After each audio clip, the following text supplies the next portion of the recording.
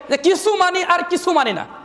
আসলে এরকম মানুষ অনেক, কিছু মানি আর কিছু মানি না, তাহলে কি উলাইকা হুমুল কাফিরুন, তারা সাথে সাথে কাফের হয়ে যায়, তারা কাফের। আজকে যেমন আমরা দেখতে পাচ্ছি কাদিয়ানীরা কি বলছে, আল্লাহ রাসূল সাল্লাল্লাহু আলাইহি ওয়াসাল্লামের নবুয়তকে তারা অস্বীকার করেছে। কাদিয়ানীরা কি করেছে, ওরা মুখে বলে কি যে হ্যাঁ আমরা আল্লাহ রাসূল সাল্লাল্লাহু আলাইহি ওয়াসাল্লামকে রাসূল হিসাবেই মানি, কিন্তু ওরা বলে যে আর যে আসবে না এরকম তো সরাসরি লেখা নেই। অথচ সহিহ বুখারীর হাদিস, সহিহ মুসলিমের হাদিস, দুইটা গ্রন্থই আসছে কি লা নাবিয়্যা বা'দি, আমার পরে আর কোন নবী আসবে না, রাসূল সাল্লাল্লাহু আলাইহি ওয়াসাল্লাম বলেছেন। সুবহানাল্লাহ বলি, আমার পরে আর কোন নবী আসবে না, রাসূল সাল্লাল্লাহু আলাইহি ওয়াসাল্লাম বলেছেন। কিন্তু তারা বলছে যে না, মির্জা গোলাম আহমদ কাদিয়ানী হচ্ছেন নবী, এবং তার উপরে কিতাব নাজিল হয়েছে, সেটা 30 পারা না, সেটা 20 পারা। কয় পারা? 20 পারা। বহু কাহিনী আছে। এই যে গোলাম আহমদ কাদিয়ানী, মির্জা গোলাম আহমদ কাদিয়ানী নিজেকে নবী দাবি করলো। প্রথমে ইমাম মাহাদি দাবি করেছিল, যখন বের হয়েছিল তখন কি করলো, ইমাম মাহাদি দাবি করলো, তারপরে ঈসা আলাইহিস সালাম দাবি করলো, সর্বশেষ সে কি করলো, নবী হিসাবে দাবি করলো। নাউযুবিল্লাহি মিন যালিক। এই যে বিষয়টা আপনাদেরকে বলছি, গোলাম আহমদ কাদিয়ানী এই যে ভণ্ড নবী, সে কিভাবে বোঝা গিয়েছিল? এমনিতে তো সেই সময়ের আলেমগণ বুঝতে পেরেছিল, তাই তার সাথে ওয়াল ইন্ডিয়া আহলে হাদিস কনফারেন্স এর যিনি সেক্রেটারি ছিলেন মাওলানা সানাউল্লাহ অমৃতসারী, মাওলানা সানাউল্লাহ অমৃতসারী তাকে বারবার তার সাথে বাহাস মুনাজারা করত এবং বারবার তাকে পরাজিত করত।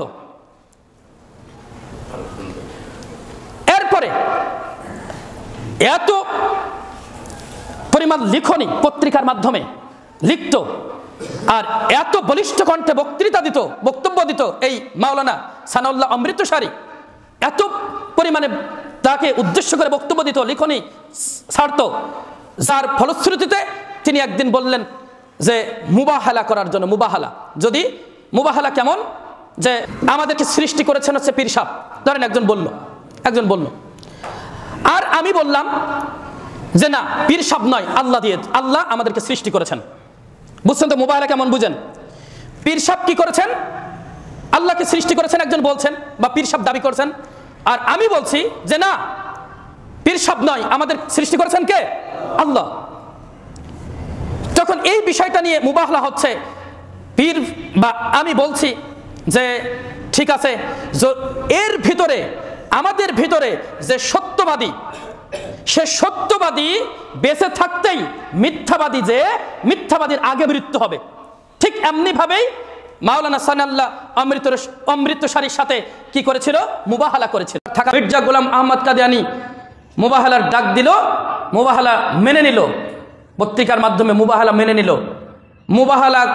মেনে নিয়েছিল যেদিন, ওই দিনের পর থেকে 13 মাস 10 দিন পরে গোলাম আহমদ কাদিয়ানী এই মাওলানা সানাউল্লাহ অমৃতসারী জীবিত থাকা অবস্থাতেই 13 মাস 10 দিন পরে পায়খানার ভিতরে পড়ে মৃত্যুবরণ করে। আলহামদুলিল্লাহ। এই গোলাম আহমদ কাদিয়ানী মৃত্যুর পরে 40 বছর এই মাওলানা সানাউল্লাহ অমৃতসারী তিনি বিজীবিত ছিলেন। আলহামদুলিল্লাহ। সেখান থেকে একেবারেই তাদের দাওয়াত বন্ধ ছিল। কিন্তু আমরা দেখেছি যে আওয়ামী লীগ সরকার থাকার সময় ওদেরকে কনফারেন্সের প্রথমে অনুমতি দেওয়া হয়েছিল, জনগণের চাপে তারা বন্ধ করতে বাধ্য হয়েছিল।